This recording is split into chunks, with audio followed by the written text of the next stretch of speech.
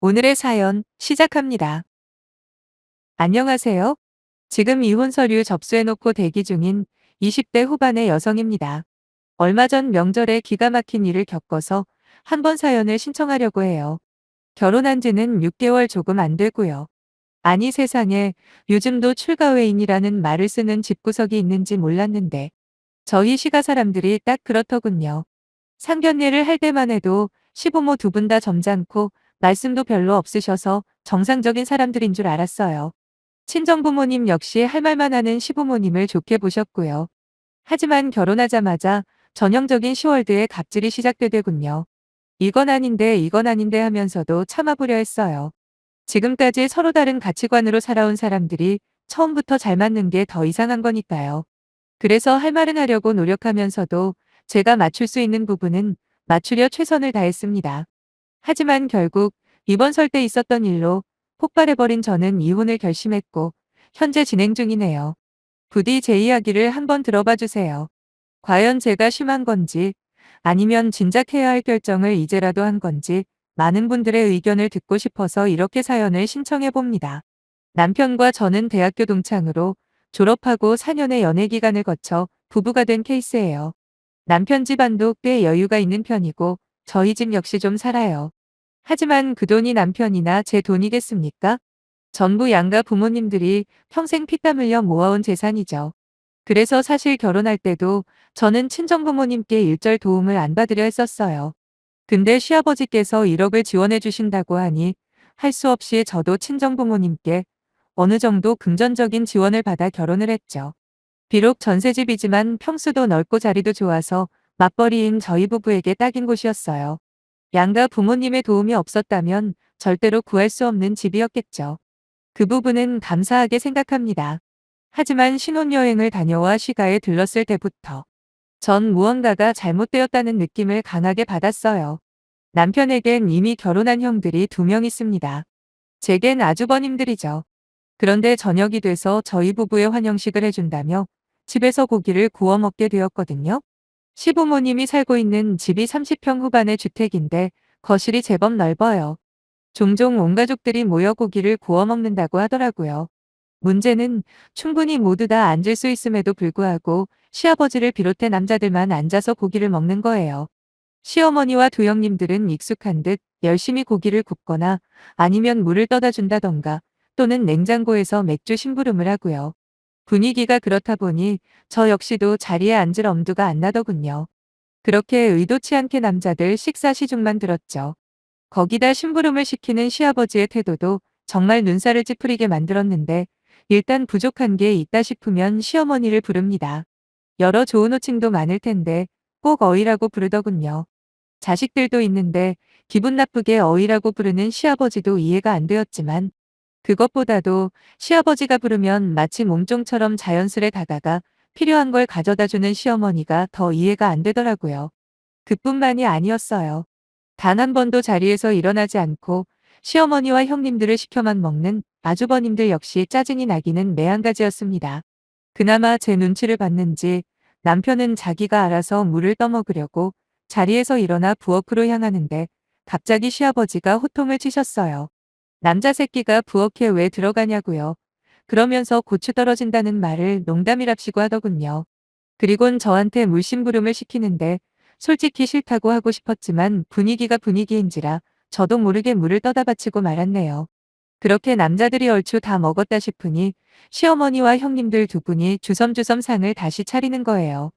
전 고기가 코로 들어가는지 입으로 들어가는지 모를 정도로 멘붕이 와서 겨우 식사를 마치고 다음날 아침에 집으로 돌아와 남편에게 따졌습니다. 어제 그거 뭐냐고, 왜 다 같이 먹지 않고 따로따로 먹느냐, 거기다 손이 없냐 발이 없냐. 직접 갖다 먹으면 될 걸 굳이 뒤에 사람 세워놓고 시켜 먹는 건 또 뭐냐 했더니 남편이 한숨을 길게 쉬면서 원래 자기 집 가풍이 그렇다네요. 들어보니 시아버지가 완전히 폭군 스타일이래요. 직업군인 출신이었다는 시아버지는 전역하고 쭉 사업을 해왔답니다. 다행히 일이 잘 풀려 지금 가지고 있는 자산이 제법 되나 봐요. 살고 있는 집과 사업체에 관련된 대출까지 계산하면 세 형제에게 각각 돌아가는 상속분이 2억 조금 넘는다고 하면서 괜히 아버지 심기를 거슬러 봤자 괜히 상속만 못 받을 수 있다는 겁니다. 그러면서 저한테 불만이 있는 건 알겠지만 좀 참으라고 하더라고요. 진짜 어이가 없었죠. 언제 받을지도 모르는 2억이라는 돈 때문에 앞으로도 계속 몸쪽 노릇을 해달라는 남편의 말이 여러분들은 이해가 되시나요? 그래요. 물론 2억이라는 돈이 누군가에겐 엄청나게 큰 액수일 수 있다는 거 인정해요. 하지만 저는 아니거든요. 솔직히 제가 믿을 구석이 없는 가난한 집 딸이라고 해도 지난번처럼 그렇게 살라고 하면 싫다고 했을 텐데 저희 집도 좀 산다고 말씀드렸잖아요. 그러니 더더욱 유산 하나만 보고 시가에 갈 때마다 남자들 종노릇하는 게 마음에서 허락을 할 리가 없지 않겠어요?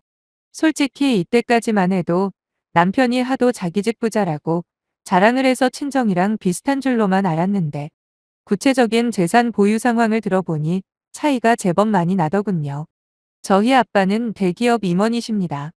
연봉도 세지만 그보다 엄마가 재테크의 귀재시죠. 아빠가 벌어오는 돈을 여기저기 포트폴리오식으로 분산 투자를 하시는데 거의 전문가 수준이세요. 언제나 꾸준히 수익을 얻으시거든요. 거기다 그렇게 모은 재산으로 부동산 갭 투자까지 하십니다. 중간중간 손해를 본 기간도 있지만 대부분 돈을 버시는 경우가 많아요. 제가 알기로는 현재 투자금으로 굴리시는 것만 3억이고 15억짜리 상가가 딸린 건물도 있으니 외동인 제가 받을 상속과 남편이 받을 상속 금액 자체가 다르죠. 그런데 남편은 그런 저한테 2억 유산 하나 보고 평생 노예짓을 해달라고 요구를 하는 거예요. 전 바로 싫다고 했습니다. 그랬더니 남편은 저보고 배가 불렀다며 눈 딱 감고 명절이나 행사 있는 날만 가서 해달라는 대로 해주면 2억이 생길 텐데 제정신이냐 하대요. 거기다 아버지 눈밖에 나면 결혼할 때 지원해준 돈 1억도 다시 돌려달라고 할지도 모른다며 제발 합리적으로 생각을 하라고 열심히도 저를 설득하는 거예요. 가스라이팅이라는 게 참 무서운 게 며칠 동안 남편의 이야기를 계속 듣다 보니 정말 내가 돈의 가치를 우습게 보는 건가 싶은 생각이 들더라고요. 거기다가 저만 그러는 것도 아니고 시어머니나 형님들도 똑같이 하는데 내가 뭐라고 혼자 유별나게 튈 필요가 있을까 싶은 겁니다. 그래서 결국 최대한 참아보겠다고 했어요. 남편은 얼굴이 환해지며 고맙다고 하더라고요. 하지만 최대한 시가에 가는 건 무슨 핑계를 대서라도 피할 거라고 했고 실제로 한 번씩 가족들 모인다고 하면 일 핑계로 몇 번 빠지기도 했네요. 당연히 어쩔 수 없이 시가에 갔을 때는 남자들 식사 시중 들었고요. 그나마 막내 며느리라고 많이 시키지는 않아서 감사해야 할까요? 하지만 시대를 역행하고 있는 그 꼬락서니를 보고 있자면 우라가 치미는 건 어쩔 수 없더라고요. 겨우 꾹꾹 눌러 참고 있는 와중에 지난번 설날이 다가왔고 저희는 추석 전날부터 불려갔네요. 두 아주버님 내외 역시 미리 와 있었습니다. 당연히 남자들은 대낮부터 치킨에 맥주를 마시기 시작했고 시어머니의 지휘 아래 저와 두 형님들은 음식장만을 했죠. 다행히 제사는 안 지내는 시가였지만 그래도 대식구가 먹을 음식을 하려고 하니 일이 정말 많더라고요. 근데 안 그래도 바빠 죽겠는데 남편이 자꾸만 저한테 냉장고에 있는 맥주를 가져다 달라는 거예요. 남편한테 귓속말로 한 번에 가져가서 두고 마시라고 하니 그러면 맥주가 미지근해져 맛이 안 난다고 하네요. 얼마나 얄미운지 뒤통수를 한 대 때리고 싶을 정도였습니다.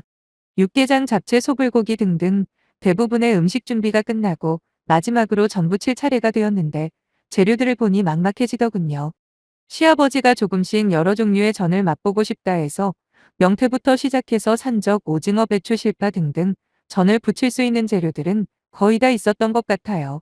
몇 시간에 걸쳐 전까지 다 준비가 완료되고 이제 저녁 먹을 시간이 되었습니다.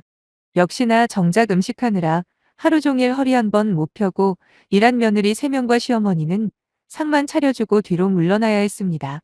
그 대신 종일 처먹고 놀기만 했던 남자 넷이서 식탁에 앉는 꼴을 보니 아무리 제가 참아보겠다고 약속을 했어도 이건 아니다 싶더군요. 화가 부글부글 끓어올랐죠. 왜 그런지는 몰라도 갑자기 친정엄마 아빠가 너무 보고 싶은 겁니다. 그래서 저도 모르게 시아버지에게 말씀드렸네요. 다음 명절 때는 남편과 친정에 먼저 다녀오겠다고 말이죠. 물론 한 번에 허락을 할 거라고는 생각 안 했어요. 그렇다고 친정에 가는 문제를 언제까지 미뤄둘 수만은 없잖아요. 그래서 말을 한 건데 시아버지는 들고 있던 숟가락을 식탁에 탁 하고 놓으며 지금 무슨 헛소리를 하냐대요? 시집을 왔으면 출가회인인데 어디 명절에 친정에 갈 생각을 하냐고요.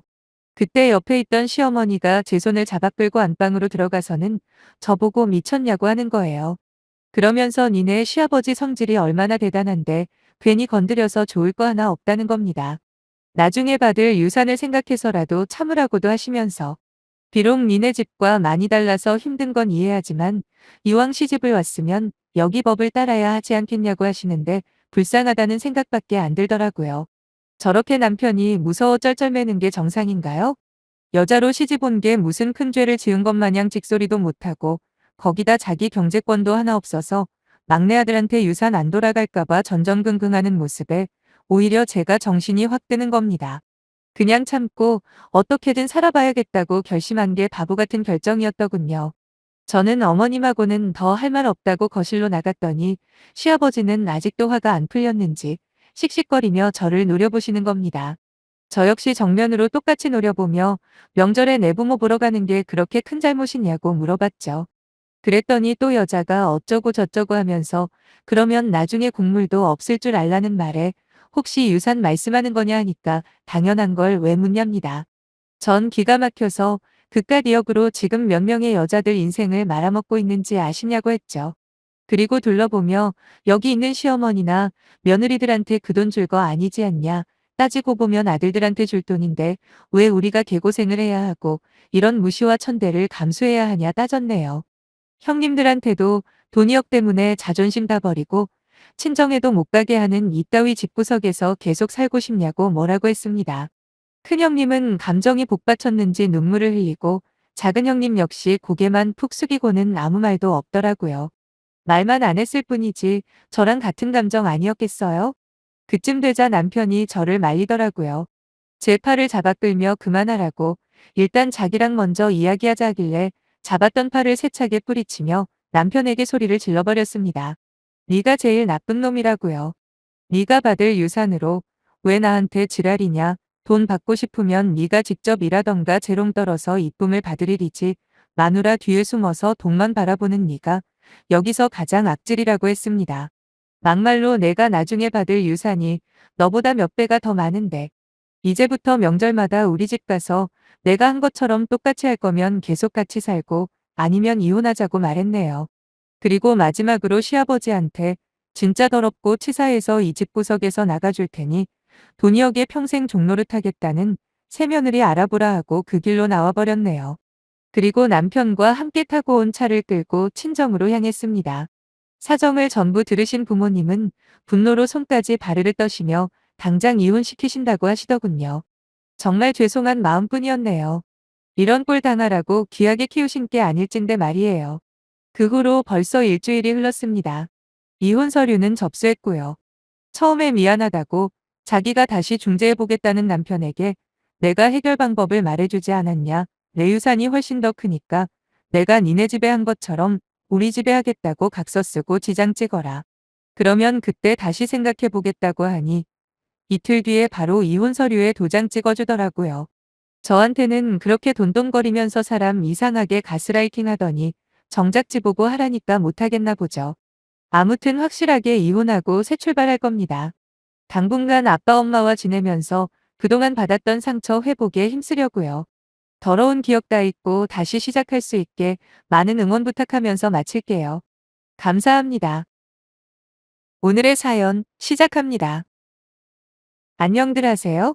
항상 여기에 들러 사연을 듣는 것으로 하루 일과를 시작하는 애청자입니다. 제 나이는 30대 초반이고요. 현재는 일반 회사를 다니고 있는 평범한 여성이에요. 사실 제게는 한 번 이혼을 한 경력이 있어요. 그것도 딱 1년 반 정도 살고 말이에요. 나름 참아보려 부단히 노력을 했지만 아닌 건 아니더라고요. 그래서 칼같이 정리해버렸죠. 제 이야기 한번 들어보실래요? 남편을 만난 건 지인 소개로 나간 모임에서였습니다. 제가 워낙 자전거 타는 걸 좋아하는지라 평소에도 퇴근 후 저녁이면 장비까지 착용하고 자전거를 타곤 하죠. 제가 사는 동네가 우리나라에서 자전거 도로가 가장 잘 되어 있는 곳이거든요. 자전거도 100만 원 이상 하는 거에다가 이런저런 장비들 가격까지 합치면 제법 투자를 많이 한 편입니다. 아무튼 처음엔 혼자 타는 거에 만족을 하다가 정보도 얻을 겸 가입한 자전거 동호회에 가입했죠. 그리고 거기서 남편을 만나 저희는 곧 사귀는 사이가 되어버렸고 연애한 지 1년도 안 돼서 결혼을 하게 되었어요. 미리 말씀을 드리자면 시간은 경제적으로 제법 여유가 있는 편이에요. 상대적으로 저희 집은 부모님이 아직까지 일을 하셔야 할 만큼 빠듯하고요. 제겐 위로 오빠가 2명 있습니다. 둘 다 아직 결혼은 안 했고요. 남편 쪽은 남동생 1명 있어요. 아무튼 결혼 이야기가 오고 가자마자 시가에서는 집을 준비하겠다고 하시더라고요. 시내에서 한참 떨어진 곳에 위치한 24평대 주택인데 당시에 2억 5천만 원 정도 했던 걸로 기억합니다. 솔직히 요즘 집값이 보통 비싼가요? 비단 서울이나 수도권이 아니라도 몇 년 사이에 천정부지로 올라버린 집값 때문에 서민들만 피눈물을 흘리는 상황이잖아요. 하지만 이렇게 결혼 시작부터 집 걱정을 덜 수 있으니 얼마나 기뻤겠습니까? 저도 그렇고 저희 가족들도 다들 시가의 결정을 환영했고 여러 번 감사 인사도 했네요.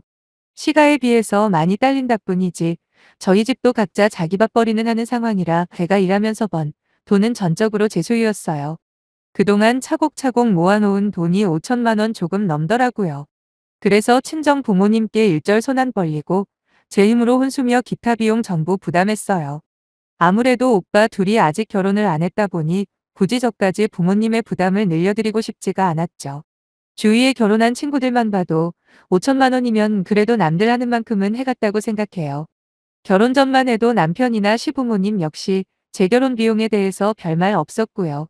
그래서 다른 건 몰라도 결혼 비용으로 문제가 될 거라는 생각은 아예 안 해봤는데 그게 제 큰 착각이었더라고요. 일단 저희 신혼집에서 시가도 그리 멀지 않고 친정 역시 꽤 가까운 곳에 위치해 있어요. 당연히 제가 그린 결혼 생활에는 양가 부모님들과 자주 만나면서 서로 친해지고 알아가는 과정도 포함이 되어 있었죠. 하지만 시가에 가는 건 아주 당연하게 생각하는 남편이 처가에 가는 건 표시가 나게 안 좋아하는 겁니다. 같이 가더라도 불편한 티 얼굴에 팍팍 내고요. 뭐 우리 부모님께 살갑게 하는 것까지 바란 건 아니에요. 하지만 적어도 무슨 질문을 하면 최소한 성의 있게 대답을 해야 정상 아닙니까? 거기다 장인 장모가 사위 어려워하는 것도 어찌 보면 당연한 일이지만 사위 역시 장인 장모를 어려워하지 않나요? 그런데 남편은 자기 하고 싶은 대로 편하게 있습니다. 그냥 소파에 드러누울 때도 있고 말도 틱틱거리고 말이에요. 한 번은 제가 남편에게 화를 내며 물어봤습니다. 나는 시가에 가면 엉덩이 붙일 틈도 없이 일하는 건 기본이고 시부모님이 뭐라 뭐라 하면 내내 하는데 당신은 왜 우리 집에 가면 어려운 것도 없고 우리 부모님이 뭘 물어봐도 건성으로 대답하냐 그 부분이 너무 기분 나쁘다 했습니다. 그랬더니 남편이 뭘 당연한 걸 물어보냐는 눈빛으로 우리 집에서는 집 해줬잖아. 근데 당신 집에서는 혼수 말고 해준 게 뭐 있는데? 라는 겁니다. 그게 무슨 소리냐고 했더니 저보고 답답하다는 듯 남편이 다시 입을 열더군요. 자기 부모님이 집 해준 덕분에 안정적으로 돈 걱정 없이 사는 거 아니냐면서 그러니까 절더러 시부모님께 잘하는 거 가지고 생색낼 생각하지 말라네요. 자기는 우리 집에서 딱히 받은 거 없으니까 그냥 하고 싶은 대로 해도 된다고 하는데 거기서 말문이 막히더라고요. 이런 더러운 사상을 가진 놈인지 까맣게 몰랐거든요. 그 후로 그나마 우리 집에 가던 횟수도 점점 줄더니 어느 날부터는 저 혼자 다녀오라는 남편 놈에게 더 기대할 것도 없고 짜증도 안 나서 저만 다녀오곤 했네요. 속 깊은 우리 부모님은 남편 없이 혼자 오는 저를 보고도 별 말씀 없으셨지만 아마 대충 짐작은 했을 거예요. 그만큼 남편이 저희 집에서 사가지 없이 행동했거든요. 하지만 반대로 며느리 역할은 점점 더 심해져만 갔어요. 일단 시간은 명절 때 지내는 차례를 제외하고도 제사를 2번 지내야 합니다. 시할머니와 시할아버지 제사였죠. 그런데 결혼하고 처음 맞는 시할아버지 제사 때 저더러 회사에 연차를 쓰고 아침 일찍 와서 제사 음식 차리라고 하더라고요. 그때는 결혼한 지도 얼마 안 되었고 남편이 그런 생각을 가지고 있는 사람인지도 몰랐던 때라 바보같이 시키는 대로 했습니다. 사실 저희 집은 딱히 종교가 기독교도 아닌데도 불구하고 제사나 차례 같은 거 안 지내요. 그냥 할아버지 기일에는 가족들끼리 납골당에 들러서 인사드리고 어디 맛집에 들러 맛있는 거 먹고 시간 보내다 오고요. 명절에도 보통 펜션 같은 데 예약해서 다 같이 쉬다가 오거나 아니면 음식 조금 해서 집에서 편하게 보냅니다. 그러니 제사 음식에 대해서 제가 알 리가 없죠. 생전 처음 보는 용어와 조리법에 당황한 제가 어리버리 헤매고 있으니 시어머니가 버럭 화를 내시기도 했네요. 그렇게 진땀 흘려가며 겨우 음식을 다 하고 나니까 정작 제사는 남자들끼리만 절하고 그러더라고요. 저 완전 쇼킹 그 자체였어요. 아니 왜 새빠지게 여자들이 음식 준비 다 하고 제사상 차렸으니까 그동안 손 놓고 쳐놀고 있던 남자들만 절을 하는 거죠? 정말 황당하더군요. 그래서 제사 끝나고 남편에게 넌지시 물어봤더니 원래 그러는 거랍니다. 그러면서 저보고 몰라도 이렇게 모를 수가 있냐며 한참 배워야겠네 하더라고요. 솔직히 제사 문제는 워낙 생소한 부분이라 그렇다고 쳐도 한 번은 생활비 문제로 말싸움을 한 적이 있습니다. 신혼 초에 남편이 경제권을 달라고 하길래 제가 싫다고 그랬죠. 그때도 제 기억으로는 경제권을 자기가 가져야 하는 명분으로 자기가 지불해온 걸 내밀었던 것 같아요. 아무튼 요즘 맞벌이하는 부부 중에 한쪽이 경제권 가져가는 경우가 어디 있냐고 그러면서 제가 공동생활비 통장 만들어서 쓰자고 그랬어요. 매달 생활비는 거기에 넣고 나머지는 각자 관리하자고요. 워낙 완강한 제 태도에 기가 눌렸는지 남편은 곧바로 알았다고 하더라고요. 그런데 곧이어 아무리 각자 관리를 하더라도 서로서로 언제든 통장 오픈하자고 하길래 그러자고 했습니다. 저야 뭐 허튼데 쓸 일이 없으니 아무 걱정 없었어요. 하지만 얼마 후 자기 통장을 오픈하는 남편이 제 통장도 보자고 하더군요. 그래서 바로 보여줬습니다. 제가 워낙 절약정신이 몸에 배어 있어서 아무 거리낌이 없었는데 남편의 인상이 곧 찌푸려지더라고요. 그리고는 친정 부모님께 용돈으로 드린 20만 원을 걸고 넘어지는 겁니다. 아무리 집 걱정은 안 해도 되는 상황이라고는 하지만 그래도 앞으로 애도 생길 거고 언제 무슨 일이 닥칠지 모르는 게 사람 인생인데 자기와 상의도 없이 용돈을 드렸다며 뭐라고 하는 거예요. 자기는 부모님이 집까지 해줬어도 지금까지 용돈 한 푼 안 드리고 돈 모으는데 마치 제가 친정으로 돈을 빼돌린 그런 사람 취급을 하길래 제가 바로 소리쳐버렸네요.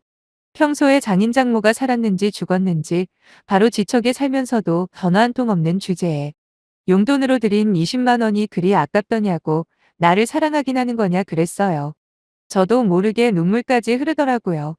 다른데 펑펑 돈 쓰면서 내 부모한테 용돈 드린 것도 아니고 아끼고 아끼는 와중에 용돈 좀 드렸기로써니 나한테 지금 하는 태도가 뭐냐고 난리를 쳤어요. 제가 눈물을 흘리는 것까지는 예상을 못했던지 당황하던 남편은 마지못해 매달 용돈 20만 원까지는 드리는 거 인정하겠다고 하는데 그놈의 집이 뭔지 진짜 자존심 상하고 이렇게까지 무시를 당할 일인가 생각이 참 많아지더라고요. 물론 이혼할 생각을 안 해본 건 아닙니다. 하지만 막상 이혼을 하려고 마음을 먹을래도 쉽지가 않더군요. 고려해야 할 일이 너무 많은 거죠. 친정 부모님께는 뭐라고 설명을 할 것이며 아무리 요즘 이혼율이 높다고는 해도 주위 사람들의 시선도 부담스러웠던 게 사실이고요. 그렇게 남편과 대면대면한 상태로 지내던 와중에 도련님이 결혼할 여자를 데리고 왔습니다. 제게는 동서가 되겠네요. 상견례까지 마치고 다 같이 모여 얼굴이나 볼 겸 식사를 하는 자리였어요. 이야기를 듣자 하니 시가에서 저희 때와 마찬가지로 집을 해주신다고 하더라고요. 물론 저희 집보다는 훨씬 가격이 산 집이었지만 그래도 집 한 채 가지고 결혼 생활 시작하는 게 얼마나 큰 메리트가 있는지는 설명할 필요가 없겠죠? 저는 동서가 생긴다는 반가움보다는 또 나처럼 집 해줬다고 얼마나 구박을 받을지 얼굴도 못 본 예비동서가 불쌍하게만 여겨졌죠. 마침내 함께 식사를 하는 자리에 예비동서가 왔는데 시가 식구들 모두 저를 대할 때와는 너무도 다른 겁니다. 마치 엄청 대단한 사람이 온 것처럼 쩔쩔매는데 참 기분이 그렇더라고요. 그때만 해도 아직 결혼을 안 한 상태이니 그냥 조심을 하나보다 여기고 넘겼습니다. 그리고 추석 때가 다가왔고 전 작년처럼 아침 일찍 불려가 이것저것 준비를 하고 있었는데 마침 예비동서도 온다고 하는 거예요. 물론 결혼식이 얼마 남지 않았으니 일을 시킬 생각은 아예 없었습니다. 오히려 결혼 전에 인사를 하러 오는 게 신기하기만 했죠. 하지만 그거야 사람마다 생각이 다를 수 있으니 그냥 넘겼는데 저녁 늦게 도련님과 예비동서가 왔더라고요. 시어머니뿐만 아니라 제 남편까지도 여전히 동서를 상전처럼 극진히 대접을 하는 거예요. 문제는 예비동서 수발을 자꾸 저한테 시킨다는 거였어요. 음료수 좀 갖다 줘라, 과일 까가 내와라 등등 말이에요. 그치만 정작 예비동서는 그래도 손윗사람인 제가 가져다 주는 게 불편했는지 연신 자기가 하겠다는데도 만류하는 시어머니가 참 야속하고 얄밉더군요. 그때만 해도 저는 그 이유를 짐작조차 못했습니다. 그런데 주방에서 전을 부치는 제 뒤로 예비동서가 오더니 어차피 자기도 해야 할 일이니 돕겠다고 하더라고요. 첫인상과는 다르게 삭삭하고 예의가 있는 예비동서의 모습에 흐뭇한 마음을 가지려는 찰나 시어머니가 뛰어서여서는 말리는 겁니다. 그러면서 예비동서에게 너는 앞으로 이런 거 할 일이 없을 거라고 어차피 나랑 큰애가 해도 충분하니까 그냥 쉬라고 하시며 예비동서를 다시 데려가는 거 아니겠어요? 순간 무슨 말인가 싶어 제가 시어머니를 붙잡아 세워두고 물어봤습니다. 방금 하신 말씀이 무슨 말이냐고요. 갑작스러운 제 모습에 남편이 저를 데리고 큰 방으로 들어가더군요. 근데 남편이 뭐라는지 아세요? 예비동서 부모님이 도련님에게 차를 한 대 뽑아주시기로 했답니다. 물론 혼수도 최고급으로 하고요. 거기다 시부모님에게 각각 300만 원대 이물까지 해주기로 했다면서 그 정도 해오면 집안일 정도는 면제해줄 수 있는 거 아니냐더군요. 오히려 결혼할 때 아무것도 못해온 저와 예비동서를 비교까지 하면서 말이에요. 그제서야 상황이 어떤 식으로 돌아가는지 이해가 되었고 피가 거꾸로 솟는 느낌에 거실로 나가서 시어머니한테 따졌습니다. 방금 남편한테 들은 이야기를 하면서 그게 정말이냐고 이 집에 올 때 해온 게 없어서 저는 평생 부엌대기로 살아야 하고 여기 동서될 사람은 차도 해오고 예물까지 빵빵하게 들고 오니까 앞으로도 집안일은 안 시키려고 한다는데 무슨 말 좀 해보라고요. 그거 아시나요? 너무 화가 나면 오히려 침착해진다는 걸요. 제가 그때 딱 그랬어요. 머리가 차갑게 식으면서 그제서야 내가 얼마나 바보 같은 짓을 해왔는지 알겠더라고요. 처음부터 받아주면 안 되는 거였는데 결혼 초기니까 참고 고작 주위 사람들 시선이 무서워 참고 그랬던 제가 머저리였던 거죠. 그런데 시어머니가 그러더라고요. 그게 그렇게 안 입수면 너도 좀 해오지 그랬냐고요. 전 그래요? 알겠습니다. 라고 하곤 곧장 부엌으로 들어갔어요. 찬장에서 굵은 소금통을 꺼내서는 제가 직접 준비한 음식들에다 모조리 부어버렸죠. 뒤에서 그 모습을 본 시어머니가 상욕을 하며 난리를 쳤지만 어차피 제가 한 거니까 상관없다고 생각했어요. 남편이 제 손을 잡길래 이거 놓으라고 잘난 집 하나 해주고 평생 생색내면서 마누라 종살이 시킬 생각에 행복했냐 그랬어요. 당신 같은 인간들은 조상님한테 차례 지낼 자격도 없으니까 내가 한 음식은 내가 알아서 처리할 거라고 하면서 남은 소금 다 뿌려버리고 뛰쳐나와 택시 타고 바로 친정으로 갔습니다. 아니나 다를까 남편한테서 계속 전화가 오길래 받았죠. 그랬더니 당장 와서 사과하라고 하는 겁니다. 저는 머리가 있으면 생각 좀 하라고 했어요. 내가 다시 사과할 생각이었으면 그 정도까지 했겠냐고요. 어차피 너랑 나랑은 이제 끝이라는 생각으로 그리 한 거다. 그러니 이혼 서류나 잘 받으라고 소리치고 전화 꺼버렸네요. 친정에 가자마자 부모님이 낌새를 채시고 물어보시길래 대충 말씀드리고 이혼하겠다 했습니다. 오빠들은 당장 쳐들어가서 다 죽여버리겠다 난리도 아니었지만 그래봐야 우리만 손해다 하고 말렸고요. 그렇게 남편과는 이혼을 했네요. 결혼할 때 들어간 비용 그대로 돌려받는 걸로 합의하고 완전히 남남이 되었는데 나중에 들어보니 시가인간들의 실체를 알게 된 예비동서 역시 도련님하고 파혼을 했다고 하더라고요. 저처럼 늦게 탈출하는 멍청이와는 다르더군요. 예비동서처럼 아니다 싶으면 바로 끊어내는 게 훨씬 현명할 텐데 저는 그동안 왜 그렇게 바보짓만 해온 건지 후회밖에 안 드네요. 현재는 다니던 회사 그만두고 창업을 준비하고 있어요. 커피숍을 오픈하는 게 오랜 소망이었거든요. 시기한 건 이혼했다고 주위 사람들이 다 알아볼 것 같죠? 근데 아니더라고요. 생각보다 사람들은 타인의 인생에 관심이 없다는 걸 이번 기회에 확실히 알았네요. 부디 주위 시선이 두려워 이혼을 망설이는 분들이 있다면 절대 현실은 그렇지 않다는 걸 알려드리고 싶어요. 이왕 이혼하고 다시 혼자 된 이상 모두 부러워할 만큼 잘 살아보겠습니다. 화이팅!